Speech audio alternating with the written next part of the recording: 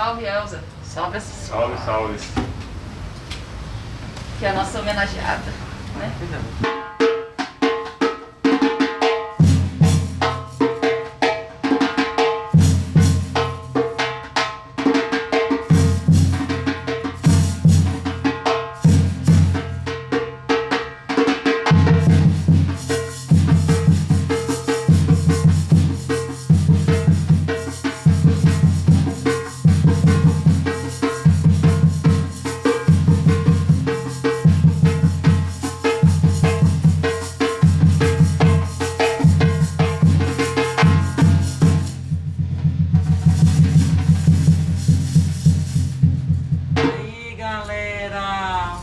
Beijo a todos.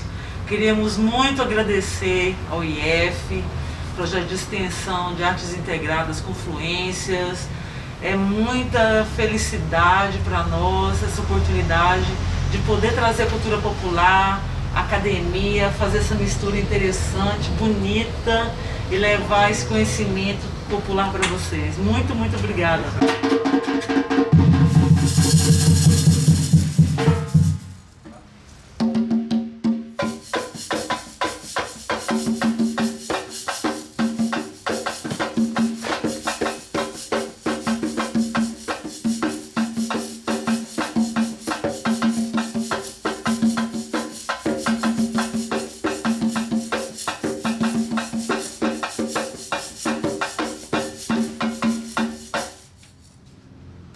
Eu sou a Isis, estou terminando agora o curso superior de música e sou apaixonada por essa linguagem desde criança.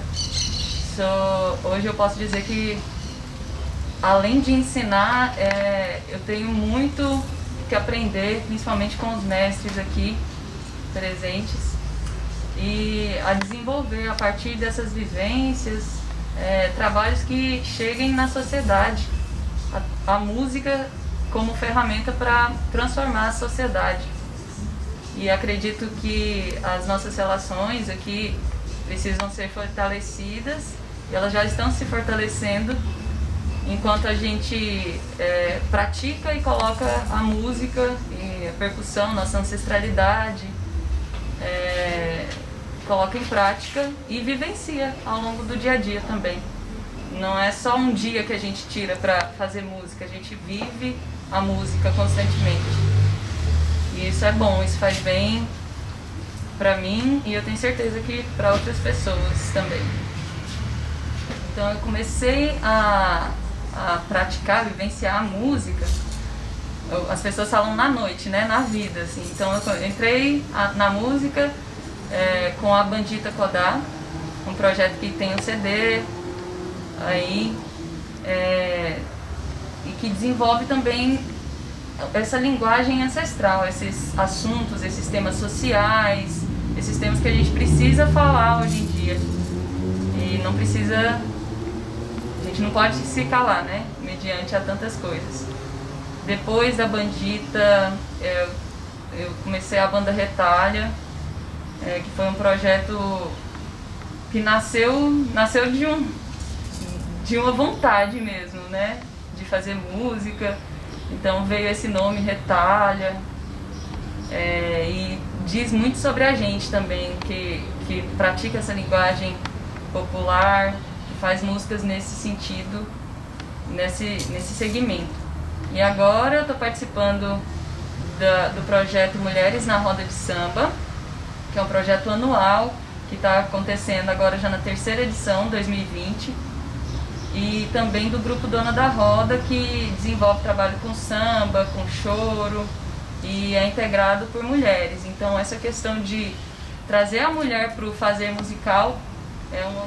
Bom, eu sou Claudinei Santos do Amaral, é um apelido de alemão. Eu nasci em São Paulo, no bairro de Itaquera, na capital. E lá que eu entrei em contato pela primeira vez com a percussão, aos 17 anos, numa casa da juventude que era bancada pela FEBEM de São Paulo na época. Conheci lá o meu mestre, o Lumumba, mestre Lumumba, que me ensinou a arte de fabricar instrumento ritual africano. Aprendi primeiro a fazer os instrumentos com cabaça e reaproveitar cascos de madeira. Só mais tarde eu vim aprender a escavar. Hoje eu fabrico djembe, bongô, atabaque, tumbadora, tudo escavado em madeira inteiriça. E também alfaias de maracatu, eu aprendi também em São Paulo. Por ocasião lá do evento Go Rock, que não tem mais hoje, né? Tem uma barraquinha. E lá eu senti a grande demanda que tinha aqui na cidade, né? Muito garoto, louco para tocar alguma coisa, aprender uma arte. E eles viram ali um acesso fácil, né, para conseguir isso. Ali mesmo eu fiz uma oficina com os meninos, né, que estavam ali. Eu falo menino, mas é gente de 20, 18, 25 anos, né. E isso, a partir dessa oficina, a gente marcou novos encontros e essa demanda foi crescendo, crescendo, e eu não pude mais ir embora. E além também de ter vindo experimentar viver aqui em Goiânia com uma companheira, né, que morava aqui já.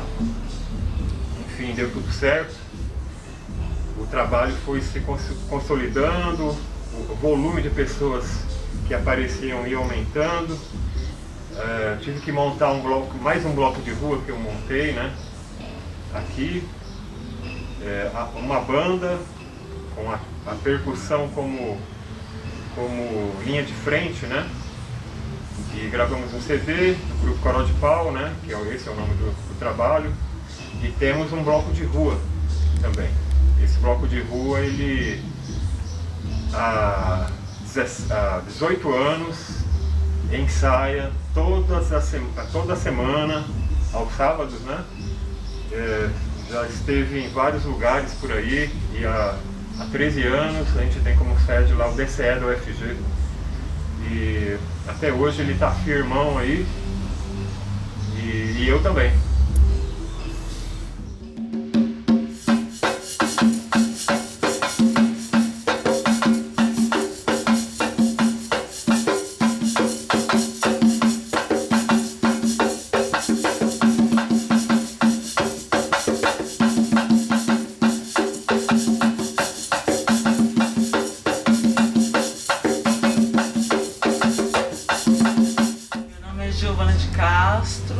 Conhecida como Mestra Giovana.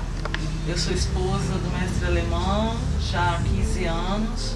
Comecei como produtora do grupo e depois senti a necessidade de participar mais intensamente da vida do meu esposo. Aprendi os ritmos populares brasileiros com ele e de lá para cá a gente tem desenvolvido muitos trabalhos em relação a questão musical mesmo do trabalho, né? Nós desenvolvemos de lá para cá intensamente o Coral de Pau, e de lá para cá eu também senti muita necessidade de criar um trabalho junto com as mulheres, porque no Coral de Pau a maioria dos componentes são mulheres, e eu sempre tive essa vontade muito forte. Então nós criamos em 2016 o Coral Mulher, que é onde eu desenvolvo um trabalho só com mulheres, percussivos, mas com a mesma identidade musical do Coral de Pau. A gente utiliza os mesmos ritmos que a gente utiliza no Coral de Pau, porque eu acho que é importante a gente manter a identidade musical do grupo, já que a gente não possui herdeiros, né, herdeiros físicos do nosso trabalho. Isso é uma questão que é muito forte dentro do nosso trabalho. E é isso. A gente ama o que faz. Agora a mulher traz a perspectiva de movimento social também, que eu me identifico muito, mas dentro muito dessa perspectiva de união com os homens também, para que eles entendam da importância de que a mulher ela tenha seu espaço, principalmente aqui na cidade, dentro da percussão mesmo, para que mais mulheres se sintam inspiradas a aprender percussão, a serem percussionistas. Esse é o nosso sonho.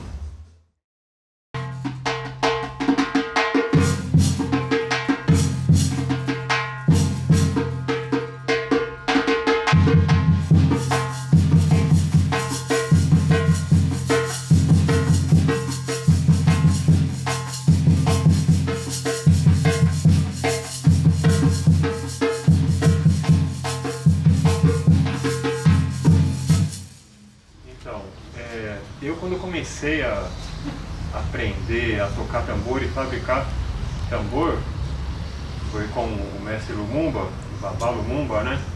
E também foi quando eu entrei pro candomblé. O Lumumba, ele é, até hoje, mas ele era muito mais, na década de 80, militante do movimento negro de São Paulo, Campinas, e ele estava sempre na linha de frente das discussões, protestos, reivindicações e tal do povo negro e do movimento negro paulista. E quando as pessoas me viram ele com um aprendiz branco, desencadeou uma série de comentários, de preconceitos mesmo. Eu sofri preconceito da comunidade, parte da comunidade negra de São Paulo na época. As pessoas ficaram griladas com o meu mestre porque ele estava passando conhecimento ancestral para um branco, e sofri um tanto com isso, mas aí eu fui aprender mais. Eu fui para dentro da casa de candomblé, fui estudar mais, fui tocar mais. E isso que me sustentou no movimento lá. As pessoas passaram a me respeitar mais, porque o que saía de som do que eu fazia com os tambores era convincente para elas, né? E aí quando eu vim para Goiânia, eu encontrei aqui um cenário com poucos negros na música, pouquíssimos, né? E até hoje tem, né? Me parece que a população negra aqui em Goiânia é pequena mesmo. Se a gente comparar o movimento negro aqui em Goiânia, a comunidade negra, a comunidade, estou falando de músicos, né, artistas, músicos e tal, e mulheres, a gente pode ter então uma população muito maior de mulheres que vivem na cidade e que agora está trabalhando mais com música. Então eu vejo que é um terreno igual de fertilidade, né? De aprendizado, né? de caminhada, de conquistas a serem feitas pela mulher e pela comunidade negra. Quando a gente pensou nesse projeto Roda de Samba, a gente não pensou nessa questão, né? Da importância de que nós convidássemos mulheres negras para esse projeto, né? Foi aberto, a gente não falou, olha, a gente está trabalhando com ancestralidade, a gente vai fazer um encontro de roda de samba, Então, se a gente pensa nas rodas de samba de outras cidades que já tem isso mais demarcado, isso mais pensado e valorizado, aqui a gente não se preocupou com isso, a gente se preocupou com o projeto em si. E sofremos essa carência, né, de representatividade das mulheres negras que fazem samba em Goiânia. Mas aí a gente entra dentro dessa questão, né, artística, musical. Quantas mulheres protagonistas que fazem samba existem em Goiânia, né? E a gente entra dentro desse choque cultural também, né? Porque o protagonismo da mulher artístico, ele é muito carente. A gente não percebe mulheres que estudam dentro da academia. A gente percebe que há mais em outras linguagens. Dança, teatro, produção cênica, artes cênicas. A gente vê muitas mulheres negras dentro da academia, mas em outras linguagens, em outros segmentos acadêmicos, né? E dentro da cultura popular também, até que Goiânia é muito carente dessa produção cultural, né? De cultura popular, né? Não existem blocos afro de mulheres, existem blocos afro, mas que sejam de mulheres negras, que sejam do povo negro, culturalmente é carente, né? Até porque a população negra ela é pequena na cidade de Goiânia, né? Então, há esse conflito, houve esse conflito dentro do nosso projeto, né? De como contemplar essas artistas, como termos mais artistas negras, né? Porque temos muitas mulheres de pele escura, não negra, preta, mas de morena, né? Temos aí a Nina, que representa o movimento afro dentro da cultura moderna, artística em Goiânia. Conceição, dentro da banda Retalha, Júlia. Então esse protagonismo, ele vem sendo construído, né? Juliana Jardel, dançarina maravilhosa, Luciana Caetano. Existem pessoas, existem mulheres fortes dentro da cultura goiana que vêm se desenvolvendo, buscando seu espaço, se preparando, porque existe uma questão muito importante que o Alemão falou, que é entender a importância do estudo, da pesquisa, da formação, porque a mulher negra ela não precisa ser vista sempre como lá na minha terra, né, essa Bahia, né, como doméstica, como enfim, sem um protagonismo, como a gente vê pessoas brancas assumindo papéis importantes na sociedade, juízas, promotoras, professoras, donas de casa, de espetáculo, produtoras, presidentas, né? Pessoas que estão em alto nível mesmo, e não é alto nível de corporal, de melanina, mas né, boas cantoras, boas artistas, boas juízas, pessoas inteligentes, capazes. Alto nível, né? De performance. A mulher negra sempre foi muito subjugada. Muito subjugada. Lá em Salvador a gente vê ainda muito preconceito dos negros com os próprios negros, que querem subjugar. Volto a dizer que tem a autoestima historicamente baixa. Exatamente. Então, o homem vem fazendo a manutenção disso. Exatamente. Para manter a mulher no seu lugar. Quando o Brasil quando vieram os africanos para o Brasil, os próprios negros traficavam os negros. Então, existe, né? Essa memória de que o negro também se subjuga a ele mesmo, né? Então, isso faz com que ele se reprima. Historicamente, a ancestralidade ela pesa na pele do povo preto, né? Ele muitas vezes ele não se sente capaz de desbravar o universo do branco.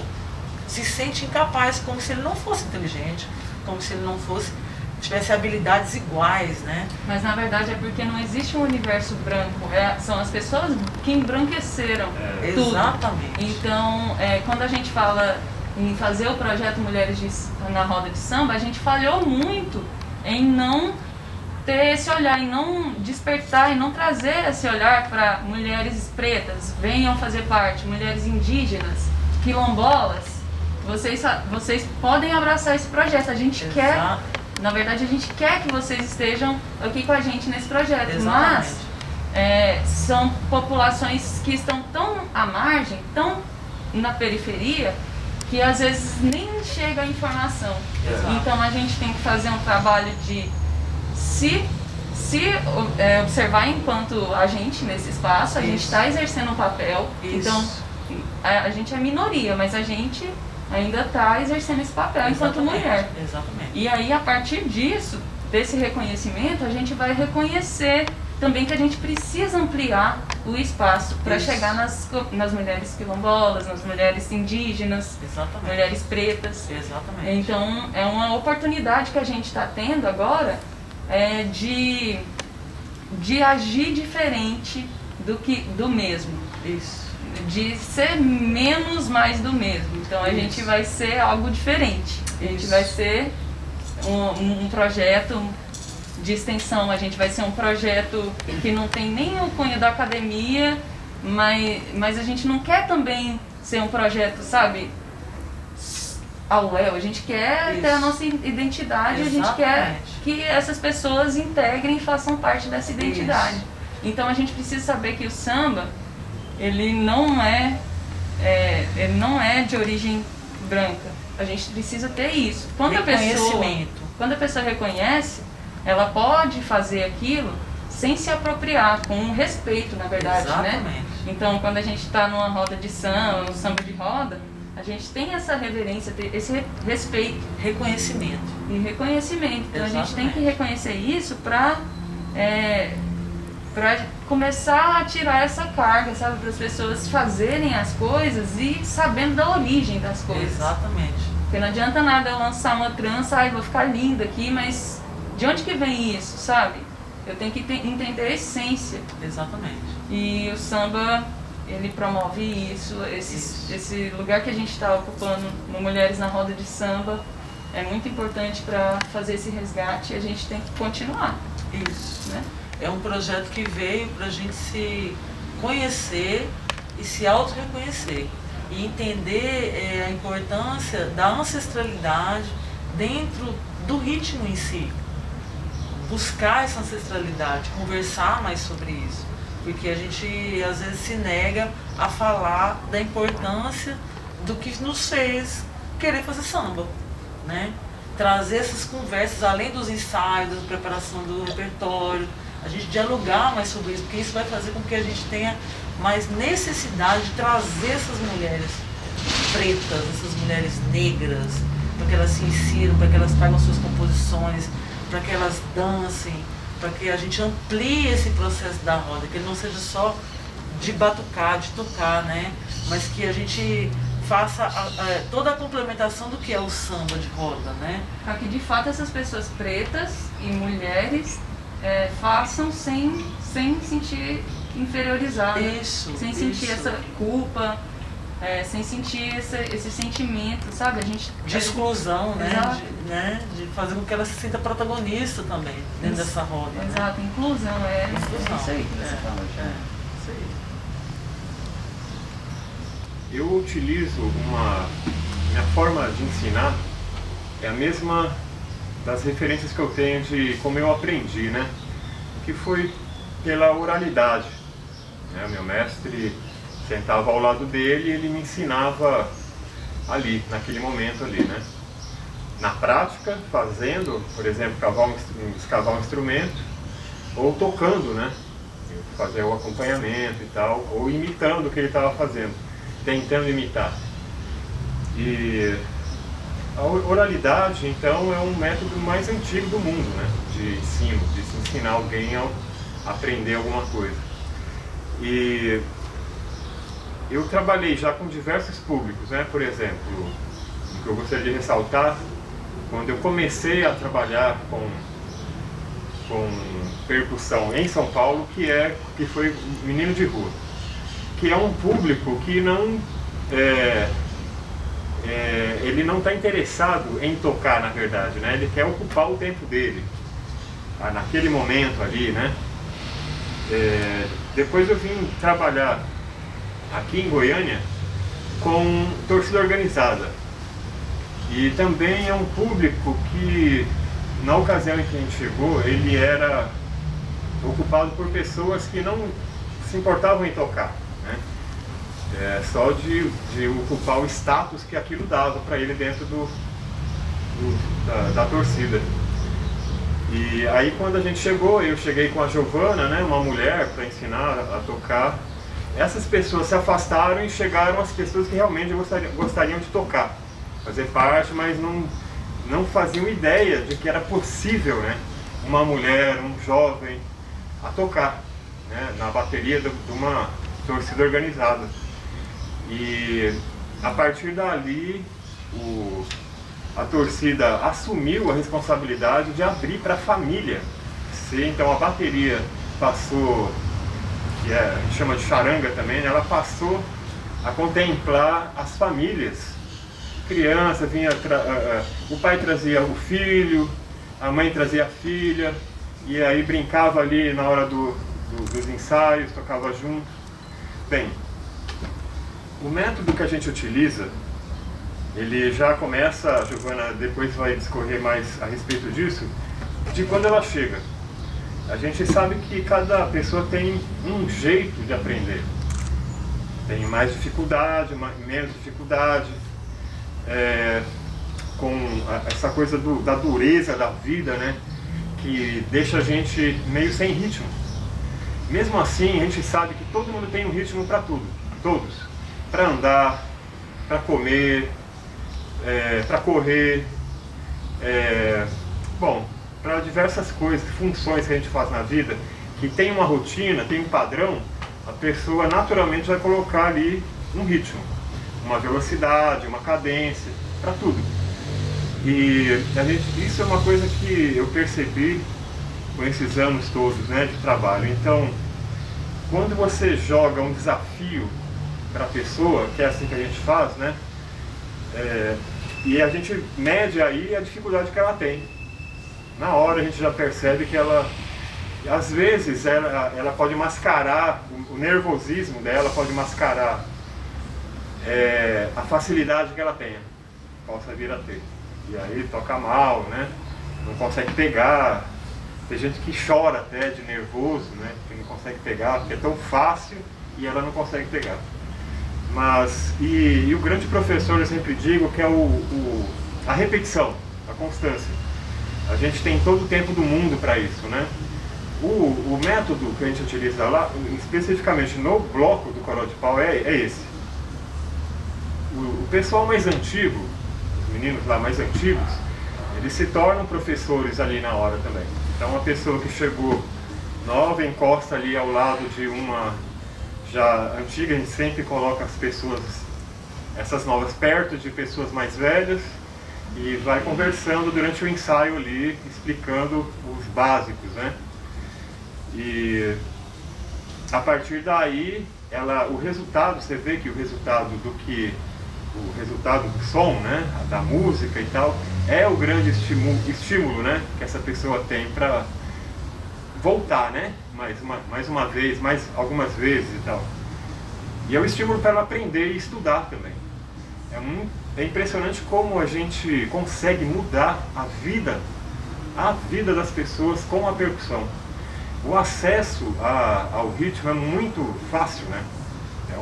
É uma coisa reta, não tem curva, não tem desvio, é reto. Como o tempo é reto, né? Então é muito fácil entrar nesse universo, ainda mais através do Bloco Coral de Pau, que tem esse método, né, de abraçar as pessoas que nunca tiveram contato com música ou percussão, e elas saem ao final do ensaio com uma felicidade enorme, muito feliz, querendo mais, né, empolgadíssima, e é aí que a gente pega a pessoa para isso. A gente tem história de pessoas que começaram lá a tocar com bloco, hoje em dia são músicos formados, fizeram faculdade e tal, temos diversos exemplos. Pessoas que viraram atores, outros dançarinos, né? Não seguiram na música, mas encontraram a arte. Pronto, aí não precisou esforço demais, o destino pôs na vida dessas pessoas o caminho da arte, né? E é isso. aí tem o lado terapêutico, né? De como isso, como eu disse, que a gente muda a vida das pessoas para o bem. E a Giovana, ela tem um papel fundamental nesse processo, que é a pessoa que acolhe, recepciona as pessoas que chegam. E é tipo assim, eu tenho que ser o general e a Giovana, ela é mais mãezona, né, Giovana? O Coro de Pau e o Coro Mulher é um projeto social artístico, né? Onde o grande protagonista não somos nós dois, né? É a pessoa que chega, é ela que faz com que o nosso projeto aconteça. Porque como a gente trabalha com bloco de rua, então precisa de mais que 2 pessoas para comandarem, mais que um mestre, mais que uma mestra, ou dependendo da situação, mais que nós dois, né? Então os reais protagonistas são os alunos, porque a gente faz com que eles vivenciem a realidade artística do nosso projeto. E dentro desse método de sensibilização rítmica, é muito importante a forma como a gente recepciona a pessoa. Quando a gente divulga o projeto, que ele vai acontecer semanalmente, sempre vem pessoas novas. E é muito importante a forma como essa pessoa se relaciona com as pessoas que já frequentam. Porque existem pessoas que já estão há 10 anos, mas existem pessoas que estão há 2 semanas, existem pessoas que estão há 1 mês, 5 meses, 6 meses. Existe uma mistura desses alunos, né? Pessoas que às vezes saíram do Coro de Pau ou do Coro Mulher, mas elas voltam, elas sempre retornam de alguma forma, fazem participação.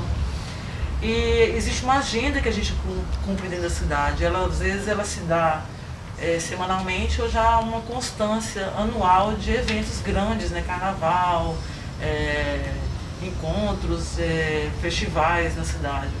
E a gente sempre precisa de alunos para manter esse trabalho artístico que o Coro de Pau tem constante, né? E a sensibilização rítmica, ela facilita que essa constância dentro da cidade, do nosso trabalho, ela aconteça. Recepcionando com carinho, sabendo da pessoa, perguntando quem ela é, quem que trouxe ela, como é a vida dela, o que ela faz da vida, se ela é estudante, se ela mora em Goiânia, como é que ela chegou no Coro de Pau, se ela já nos conhece, se ela nos ouviu falar do nosso trabalho. Então, isso faz com que a pessoa se sinta à vontade para se inserir dentro do próximo passo, que é a aula em si, né? A gente vai ensinar ritmos da cultura popular brasileira: ciranda, frevo, maracatu, samba enredo, samba reggae, samba afro, vários ritmos. Mas para que isso aconteça, ela precisa estar à vontade. Porque, como o alemão falou, às vezes a pessoa ela vem com uma memória recente externa, né, do trabalho, de casa, ou não sei, né, da sua vida, do seu dia a dia. E a gente precisa que ela se concentre naquele momento. Mas isso só vai acontecer se ela se sentir à vontade. Como ele falou, cada pessoa tem um tempo de aprendizado. E às vezes esse tempo ele fica mascarado por um nervosismo, por uma timidez. Então a recepção é fundamental para que a música ela vibre e ela volte para casa feliz, que a gente conquistou esse resultado, de que ela chegou achando que ela jamais iria tocar, porque a maioria das pessoas perguntam se, olha, eu não tenho instrumento. Eu falo, não precisa preocupar que a gente tem instrumento. Ah, mas eu não sei tocar. Eu falei, não se preocupe. Eu queria falar uma coisa que estimula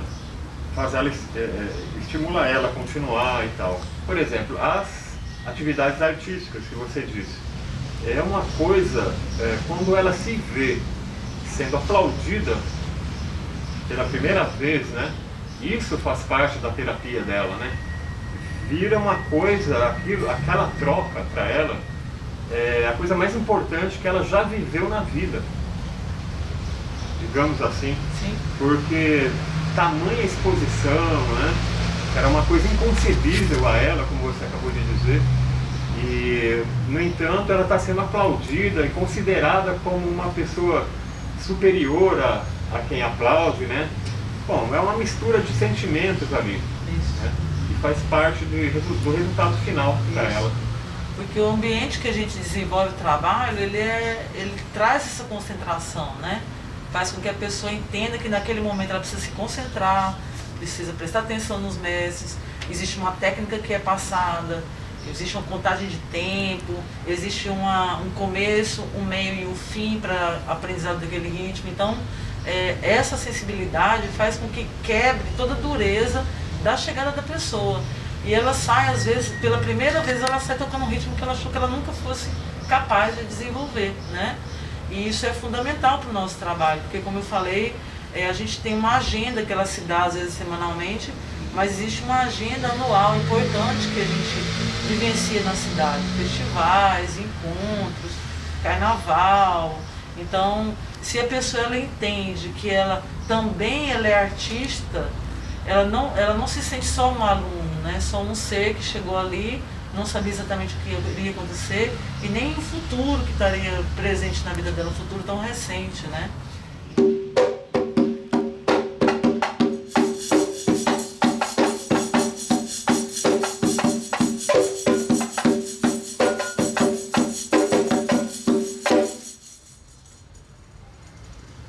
Então, é desafiador a gente participar de um projeto de samba só de mulheres, se a gente entende que Goiânia, mesmo tendo um histórico de escolas de samba, não é uma cidade onde existem muitos grupos de mulheres que fazem samba. Existem musicistas, compositoras, cantoras, mas para esse segmento específico há uma carência e a gente vem desbravando os caminhos através desse projeto que nos chegou de paraquedas, mas que encantou todas nós, né? Porque ele reúne vários grupos de mulheres que desenvolvem trabalho diversos, em segmentos diversos musicais, e houve um entendimento perfeito, né? Um repertório grande, de escolha, momentos encantadores, de desafios de ensaio, onde a gente conseguiu, pela primeira vez, através desse projeto da Rota de Samba, fazer um projeto juntas, né? Porque já algumas havíamos trabalhado juntas, mas não tivemos um projeto onde estivéssemos todas juntas, né? Conseguimos unir o ano passado mais de 6 bandas de mulheres, e aí foi uma roda gigantesca de muitas mulheres, muitas percussionistas, cantoras, talentosas, mulheres que buscam no dia a dia o desafio de trabalhar com a arte, especificamente com a arte. Então foi encantador, né, Isis? A gente fez uma reunião, uma confluência com esses grupos, e a gente trouxe para Goiânia, de Goiânia, na verdade, pro Brasil, enfim, pro mundo, o que as mulheres daqui de Goiânia fazem. Então a gente conseguiu reunir em band integrantes do Cocada Coral, integrantes do Dona da Roda, Coral Mulher em Peso. Então foram quase 80 mulheres envolvidas para fazer samba, ou seja, tem uma semente brotando aqui, né? Exato. Entre nós mulheres, de empoderamento, porque através desse projeto a gente conseguiu se unir, como Exatamente. Você disse, né? A gente conseguiu se unir e trazer o samba como esse elo. O samba, ele é o elo da nossa união. E Exato. funcionou muito bem. Cada uma com a sua individualidade, a gente conseguiu dialogar, a gente conseguiu fazer o projeto. Por mais que houvessem os desafios, por mais que as dificuldades estivessem presentes, a gente conseguiu um bom resultado. E agora a gente está participando novamente, pela segunda vez agora, mas na 3ª edição. Isso. E em um formato diferente, em um formato onde a gente precisa ter essa disponibilidade, ter essa predisposição para fazer acontecer, para realizar, né? Tornar algo palpável. Eu acho que esse projeto ele homenageia mulheres do samba. O ano passado nós homenageamos Leci Brandão, que é uma mulher encantadora. Muitas de nós não conhecíamos o repertório de Leci, a história de Leci. Leci é uma mulher viva. Geralmente, quando você faz homenagens, o artista ele já não está entre nós. E essas mulheres que a gente vem homenageando, que o projeto se propôs a homenagear, elas estão vivas. Esse ano a gente homenageia Elza Soares, que é uma mulher extremamente encantadora, teve uma vida muito sofrida dentro do segmento samba, abriu muitos caminhos e hoje em dia é uma mulher que mistura E ela é contemporânea demais, né? Ela se nutre do que é contemporâneo para fazer o que ela gosta, né? E a gente está fazendo essa homenagem agora porque houve o quê? Houveram tias, houveram mulheres que deram essa abertura para o samba, que era um gênero musical totalmente, que sofria muito preconceito, totalmente rejeitado principalmente pela elite. Então, as mulheres elas tiveram uma participação fundamental para a arte popular chegar nas pessoas, nessas camadas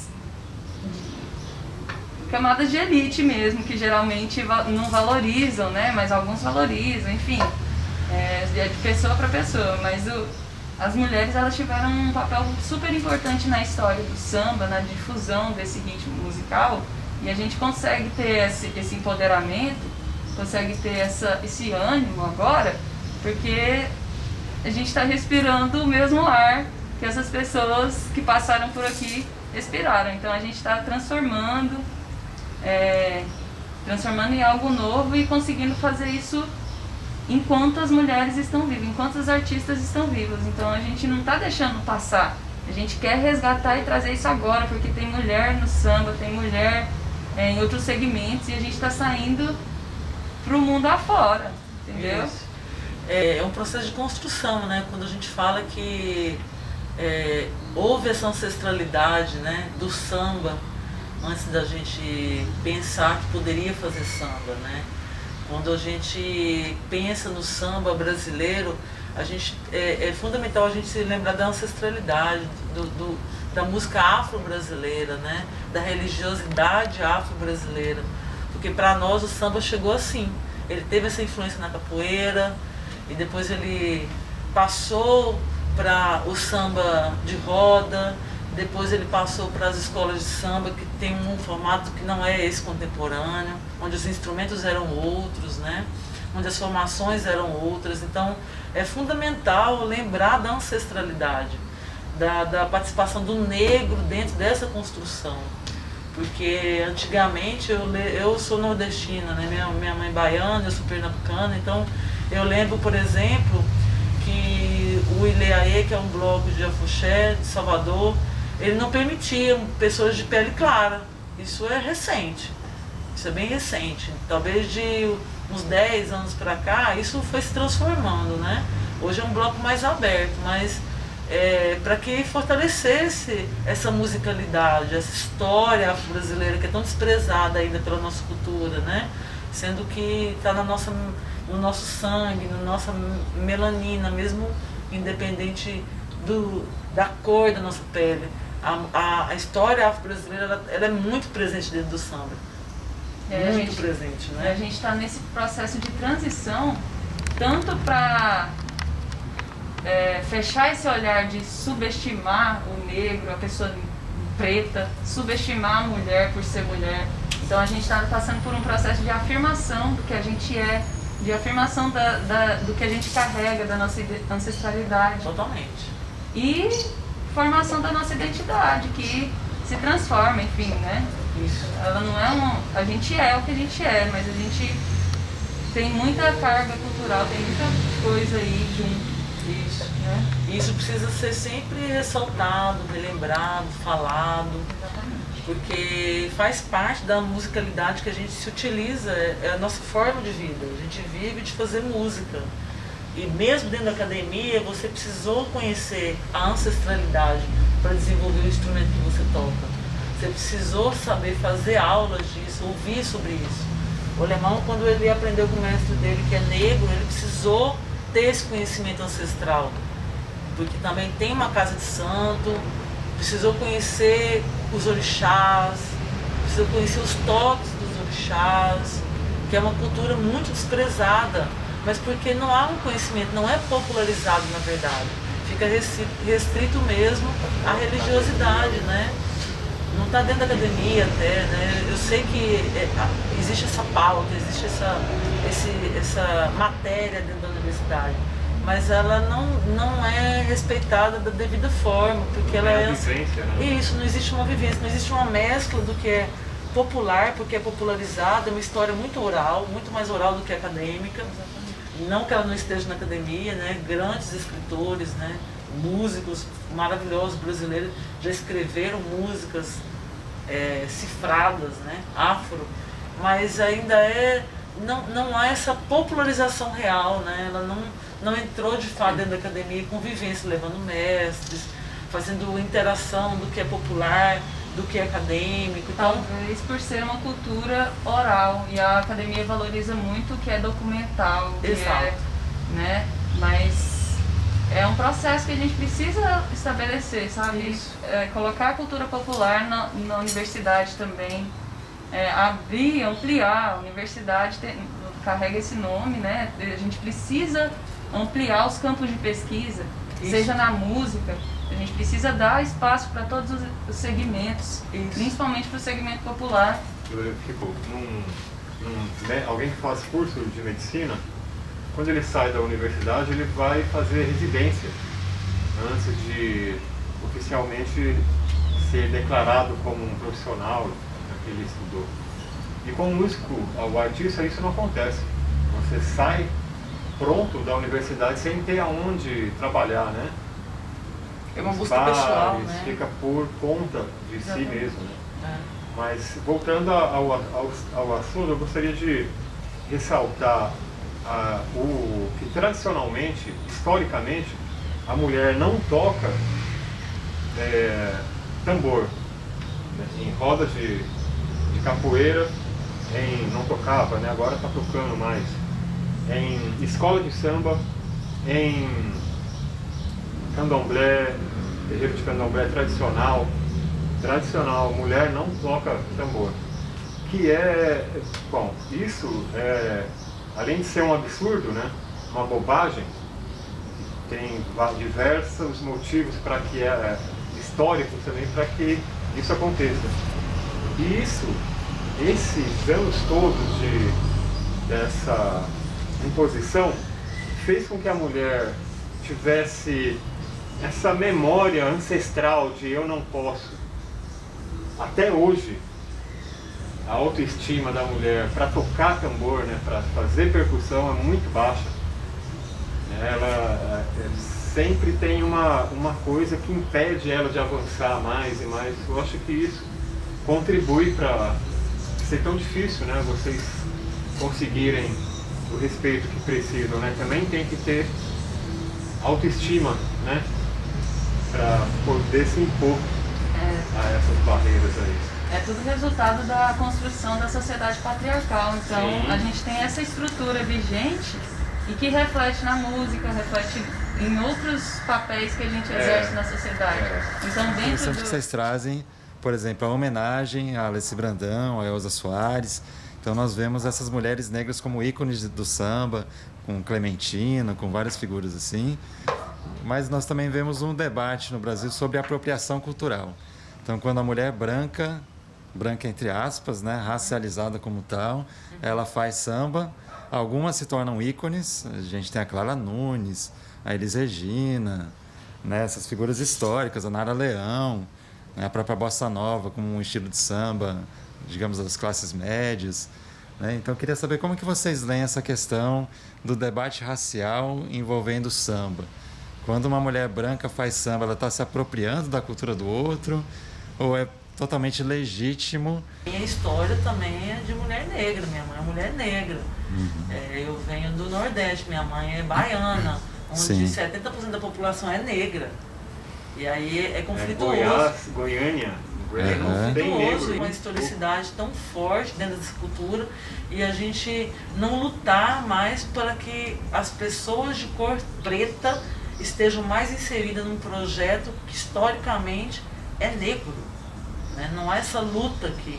A cultura popular, por exemplo, o que a gente trabalha, que é os ritmos religiosos, a gente sente a falta de ter essa confluência, né, com os blocos tradicionais, né? Folia, o próprio maracatu.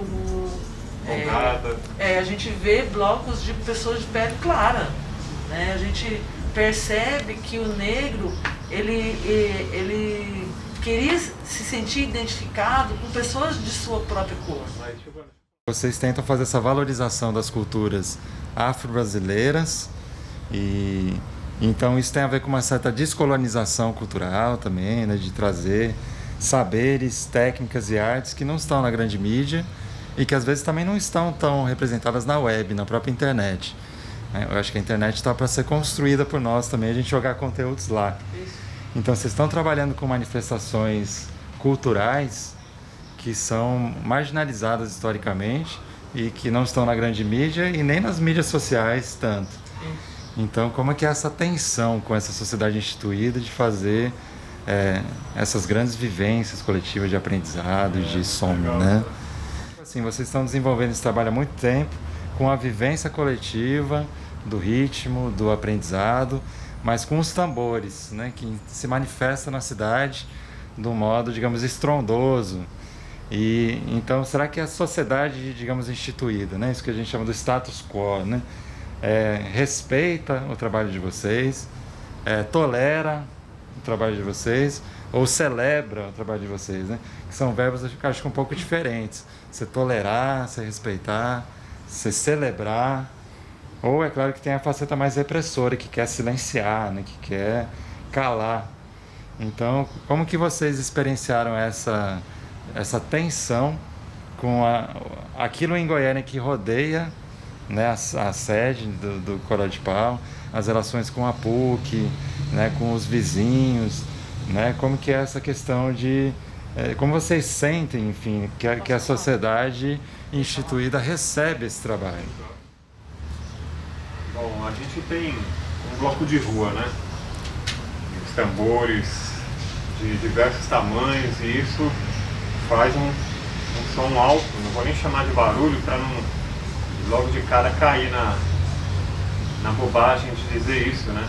Porque é barulho para quem não está fazendo parte daquele momento ali, né?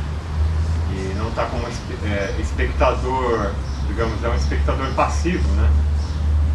Então, a gente eu ensaiava primeiro dentro de casa, né? No quintal de casa, morei no Novo Mundo, morei na Água Branca, morei no Parque Amazonas, morei na Riviera,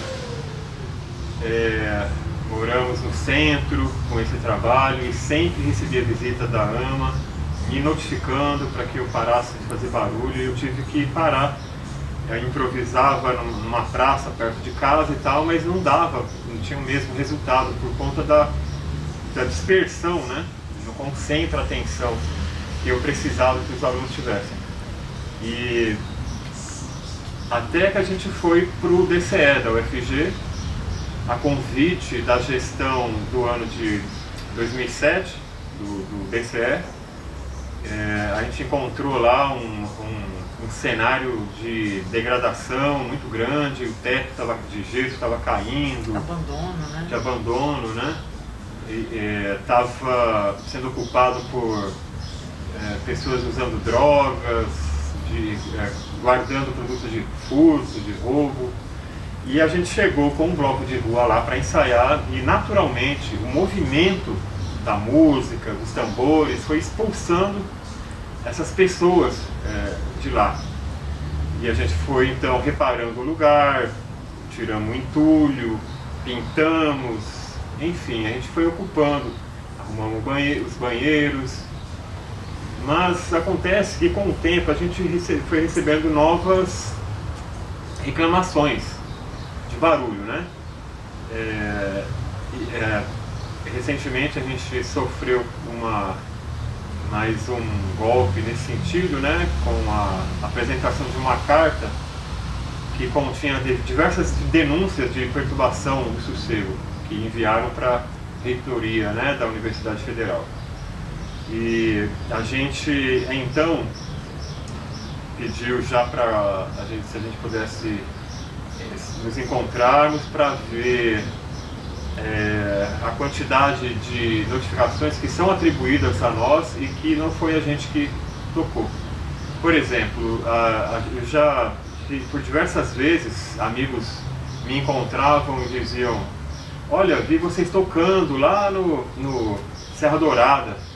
E não era a gente que estava tocando, né? Olha, vi vocês tocando na praça ontem. E não era a gente que estava tocando. Então, é comum as reclamações, se tem batucada na cidade, está incomodando, é o coral de pau, né? E a gente já procurou, enviamos uma carta, para que você saiba, para a universidade, nos colocando à disposição para desocupar o espaço, né? De uma forma tranquila, sem resistência, sem protestos, estamos dispostos a ir de uma forma bem tranquila, desde que a gente tenha certeza que a gente vai sair dali para um lugar onde a gente possa contemplar os alunos, né, a demanda, enfim, né, guardar os instrumentos e fazer as aulas com tranquilidade. Enquanto a gente não tiver essa garantia, né, a gente não pode sair. A gente tem que continuar, porque o trabalho não pode parar. Nós não vamos permitir que o trabalho pare. A gente pode mudar de lugar como eu venho feito a minha vida toda, mas a gente não pode interromper o trabalho por conta disso. Eu acredito que falta políticas públicas voltadas ao trabalho do grupo de catira, de congada, de bloco de rua, de maracatu, escola de samba. Quando vão ensaiar, ela começa no horário, termina no horário, e esse horário tem que ser preservado para esses grupos culturais, porque senão corre o risco de acabar tudo. A tendência é essa. Todas as leis são voltadas para que isso aconteça, né? O limite de decibéis cada vez menor, para realmente acabar com... a gente não fica o dia inteiro tocando, não fica batucando o dia inteiro, né? Tem horário para começar e horário para terminar. Os vizinhos lá do DCE, em particular a PUC, né, que faz justamente fronteira com a biblioteca, né, que é uma coisa terrível para eles. E a gente não é louco de tocar em horários que isso vá de ocupação da biblioteca. A gente tem um horário reservado para que isso não aconteça. Sábado, a partir das 6 da tarde. A biblioteca fecha, a gente começa os ensaios. E não tem evento que a gente faça durante a semana. É só domingo, começa às 5h30 da tarde, terminava, né, fazia, né? Faz muito tempo que a gente não faz. Muito antes da pandemia chegar. Justamente para cessar respeitar, né? Para respeitar, o limite, exato. Né, porque a gente sabe que incomoda, assim. Quem não faz parte, quem não está fazendo parte ali da ocasião do ensaio, ou da tocada, ou do show, ou do evento, ele está alheio a isso, tentando se concentrar em outra coisa e realmente incomoda. Mas deve haver tolerância, tem que haver um plano político para que depois a polícia não bata na sua porta, para que você cumpra aquele horário para realizar o seu trabalho, fazer a manutenção do seu trabalho, e a pessoa que está incomodada, ela sabe que vai acabar, naquele horário acaba, né? Então é uma sugestão para a comunidade. Quando a gente foi convidado para desenvolver o nosso trabalho ali no Espaço DCE, isso em 2007, nós estávamos saindo da Rua do Lazer, em Goiânia, porque nós pagávamos o aluguel de um espaço, uma lojinha, onde ali a gente desenvolvia na Rua do Lazer os ensaios do bloco nos sábados, e na lojinha a gente dava aula dentro da lojinha e fabricava os instrumentos e vendia os instrumentos lá. E aí quando nós fomos desenvolver o nosso trabalho, foi justamente para a gente atender a demanda que o Coral de Pau tem artística, que é isso que a gente faz. A gente promove arte dentro da cidade já desde 2002, desde que o Alemão chegou. Ele oferece oficinas de percussão afro, ele oferece oficinas de construção, e a gente faz formação de monitores, isso dentro do espaço de trabalho, né? A gente proclama a sociedade, divulga e as pessoas se interessam e vêm. E a maior parte dessas oficinas, elas são gratuitas. Geralmente a gente recebe uma doação, mas não é obrigatório. É livre, né? A gente sempre deixa isso bem claro, é livre. O projeto ele é social, é gratuito, né? Gratuito. Gratuito. E aí ocupamos o espaço quando tivemos a possibilidade de desenvolver o nosso trabalho para a preparação dessa demanda que o Coroa de Pau tem, social, artística, né? Que a gente trabalha com diversas instituições públicas, privadas, festivais diversos, aniversários, casamentos. Então a gente trabalha semanalmente para desenvolver um trabalho artístico, né? E aí, quando nós nos mudamos ali para o setor universitário, ainda não existia a biblioteca da PUC. Ainda não existia a biblioteca. A gente saiu da Rua do Lazer por conta do volume de reclamação dos vizinhos. Isso, a gente era Tá bom, porque ali no vai centro, muitas pessoas mais velhas, elas residem ali. Ali na Rua do Lazer, era envolto de edifícios altos, né? De muitos andares. Só saímos também, só não saímos enquanto não apareceu um outro lugar. Isso. Quando a gente começou a conversar com os nossos alunos e eles falaram, olha, a gente vai estar conversando. E aí o movimento estudantil nos recebeu, abraçou a proposta, levou a gente para conhecer um antigo aluno do Alemão, que é o Thiago Virano, falou, olha, Alemão, tem esse espaço, olha do céu, o Coroa de Pau podia ocupar aqui, está abandonado. Levou o Alemão com antecedência para conhecer, mas ainda sem essa perspectiva de estar no espaço. E aí, quando deu certo, através do movimento estudantil da época, da gestão do DCE naquela época, nós fomos, e como o Alemão disse, a gente restaurou, movimentou, convidou outros artistas para um espaço grande, maravilhoso.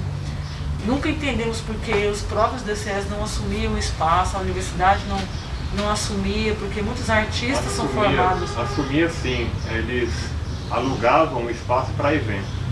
Por telefone, tinha um rapaz que morava nos fundos, ele ia lá, abria, o evento acontecia a madrugada inteira, muitas vezes eles atribuíam essas festas a nós, porque a gente tinha a nossa placa lá, tivemos que ir diversas vezes na AMA para recorrer a uma multa, levar o panfleto da festa, os documentos de quem estava realizando a festa, para provar que não era a gente que estava fazendo. Quer dizer, tem o motivo pelo qual eles estão querendo que a gente saia de lá, uma grande parte dela não é por nossa culpa. Esses anos todos que o espaço ele foi vítima, né? Dessas leis que não cumprem, não estão estabelecidas para que a cultura flua e se desenvolva na cidade, que tolhem, né, totalmente, né, a cultura popular. Eles não são atribuídos para o Coroa, a gente sabe disso e eles também sabem disso. E aí, continuando, quando fomos nos estabelecer no DCE, não existia a biblioteca da PUC ainda, né, só o centro de seleção que está do lado oposto. E a vizinhança ainda era muito pequena, né? E muitas das pessoas que moram por ali, elas são estudantes que moram em cidades do interior, em outros estados, e vêm estudar ali no setor universitário, que é um espaço onde há muitas faculdades, né? E aí, nesses anos todos, a gente teve muita ciência da importância do papel do Coroa de Pau dentro da cultura goiana, né? De como é fundamental a permanência do nosso trabalho, porque a gente influenciou várias bandas, vários músicos, muitos grupos de percussão surgiram através do Coroa, né? Então, a gente não entendeu de fato como a universidade nos via, já que a gente nos notifica, dizendo que a gente está promovendo a poluição sonora, sendo que o Coroa de Pau, a vida do Coroa de Pau, ele se deve muito mais à Universidade Federal. 90% dos alunos do Coroa, eles são público universitário. A gente existe porque o público universitário abraçou o nosso projeto. E as parcerias em relação à universidade foram diversas. Existem muitas monografias, projetos de pesquisa, projetos de extensão já aconteceram, doutores que escreveram sobre o Coroa. Formamos pessoas que hoje na sociedade cumprem um papel social fundamental. Muitos artistas já fizeram parcerias de trabalho com o Coroa, circenses, cantores, outras bandas, músicos que não são de Goiás, que vieram, né, de Brasília, do Mato Grosso. Então, a gente percebe que o status quo no qual a universidade está inserida, ela não permite que a cultura popular ela flua, que ela se misture. Mesmo eu tenho certeza que ela tem esse reconhecimento, mas ele não é acadêmico, né? A cultura popular ela flui simplesmente, ela é natural, né? Ela é oral, ela é distante do que é acadêmico, né? Do que é escrito, do que é teórico, né? Então há esse embate, né? Cultural, né? Cultural acadêmico e popular, né? Que é livre, ele é aberto, né? Ele é gratuito, ele é promovedor, espontâneo, né? E ele é fundamental porque preserva a história que está fora das universidades, né? O que é esse saber oral, ele não está academizado, né?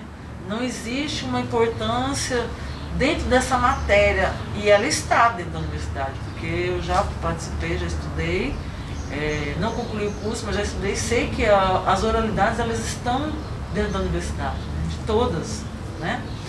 Mas que não há uma preocupação nessa preservação, nessa proteção, porque a proteção da cultura popular ela consta na nossa Constituição.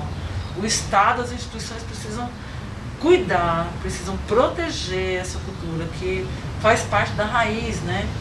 A medicina não seria medicina se não fosse a medicina natural, o que é antepassado, né? A cultura oral ela faz parte da história, da cultura de todos os povos, né? E nós estamos aqui, nós somos existência, nós somos talvez agora o único bloco de percussão, assim, né? Surgiram vários populares, eu digo, né? Porque existem as charangas das universidades, que fazem parte das atléticas, né? Universitárias, que são grupos também formados pelo Coró. O Coró é pioneiro nessa formação, até de professores que saíram do Coró de Pau, que foram dar aula para as charangas, e essas charangas também que representam a universidade em festivais, elas são tolhidas de prepararem para essas apresentações, porque nós existimos porque a gente atende uma demanda cultural, né? Não é semanalmente estar lá para não ter um fim. Existe um meio para um fim.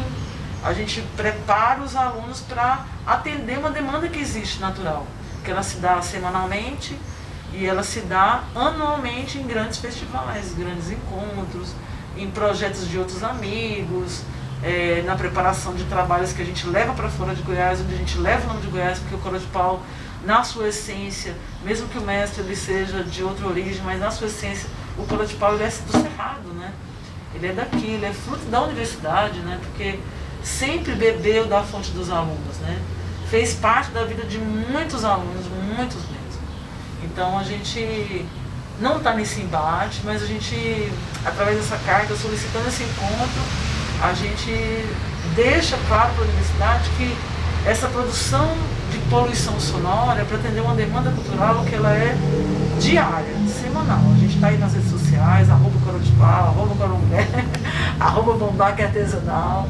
Ela existe, né? Ela é real, a gente atende, tem um histórico já registrado, né? Então a gente não está ali para promover a desordem, muito pelo contrário, a gente produz a ordem, né?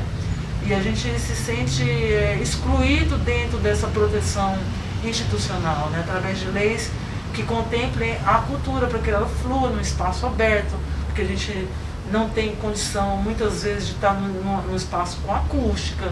A universidade também não abre esse espaço para que haja essa interação cultura popular e instituição. Então é isso, né? Eu acredito que é isso.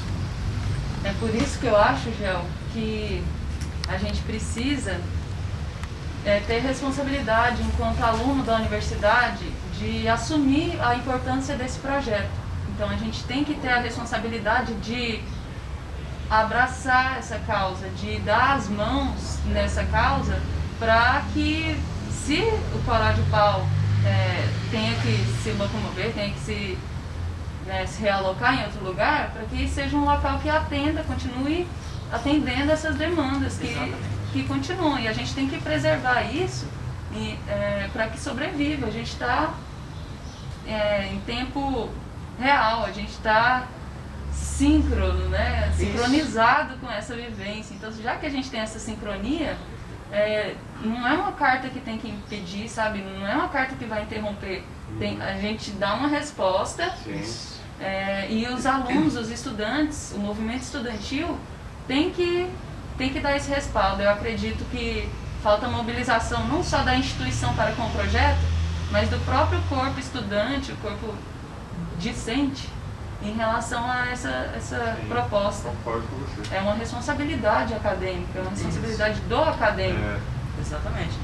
Para isso existem os projetos de extensão, para que a universidade transborde, traga a comunidade, traga a sociedade para os espaços universitários, que é o que a gente sempre fez. O Colégio Paulo ele sempre atendeu todas as demandas, desde sindicato de professores, nós inauguramos a TV UFG. A gente está. A vida do Colégio Paulo está. Manifestos dentro da universidade. A vida do Colégio Paulo está totalmente 100%, não vou dizer nem outra porcentagem, porque é 100% dentro da Universidade Federal, dentro de todas as faculdades, da PUC, da UEG. A parceria ela foi muito feliz, ela foi muito espontânea, ela foi muito real. A gente nunca excluiu. União Evangélica, Alfa, Unip, já trabalhamos lá também. Como foi importante o Colégio Paulo para esse movimento das charangas universitárias que atendem uma necessidade própria delas, da universidade, né? De festivais internos da universidade, né? Como eles entenderam que é cultural, que eles podem se considerar artistas, porque eles se preparam para aquilo, né? E vocês são a máquina, vocês são a máquina motriz, vocês são a força motriz desse processo que é tão desvalorizado, infelizmente. Exatamente. O estudante, ele chega na universidade assim, esperando receber. Isso. Então, no ensino médio, a gente tem muito mais uma proatividade para fazer as mudanças, para ir a protesto. O estudante tem essa predisposição maior no ensino médio. Quando entra na universidade, é um campo desconhecido. Exato. Então, a gente vai reconhecendo essas responsabilidades ao longo do tempo. E o movimento estudantil, ele tem essa função de passar para os calouros, passar para quem está chegando também, a responsabilidade para a academia se expandir e se fortalecer. Exatamente. Sem abafar os projetos sociais, os projetos populares que já estão se desenvolvendo. Criar um modelo de comportamento, né, de civilidade, né, de entendimento da importância da cultura popular dentro da academia. E tanto que é importante do berço da academia ela beber na fonte do que é oral, né? Ou seja, a gente precisa ter essa informação, a gente precisa se educar para isso, né? Reeducar. Isso. Já ter essa vivência. A gente está ali para isso, para fazer com que as pessoas convivam com a cultura popular, de uma forma geral. Axé. Axé. Excelente, me desculpa.